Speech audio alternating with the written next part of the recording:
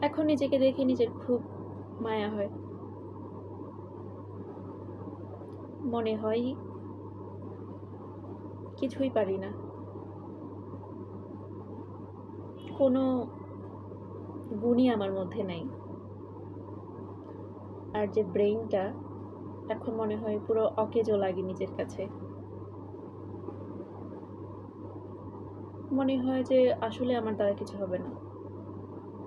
এই গণ্ডিটাই আমার কাছে সব। এই গণ্ডি থেকে আমি বের হতে পারবো না। সারাদিনে রান্না-বান্না, বাচ্চা সামলাতেই সময় চলে যায়।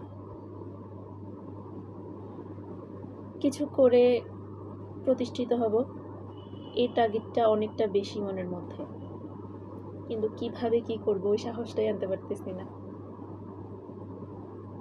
আমার মনে হয় আমার মতো হাজারো মেয়ে আছে যে আমরা দুশ্চিন্তায় ভুগতে ভুগতে আসলে আমরা মানসিক রোগী হয়ে গেছি। জানি না সামনের দিনগুলো কিভাবে যাবে। তবে আসলে উচিত আমাদের মেয়েদের প্রতিষ্ঠিত হওয়া। মানে মনে জোর এনে কিছু একটা আসলে করা। এখন বুঝতেছি আসলে টাকা ছাড়া লাইফটা কতটা কঠিন। যদি জীবনটা সুন্দরভাবে কাটাতে হয় তাহলে টাকাটা অনেকটা বেশি ইম্পর্টেন্ট। তার সাথে বড় কথা, মানসিক একটা শান্তি থাকে।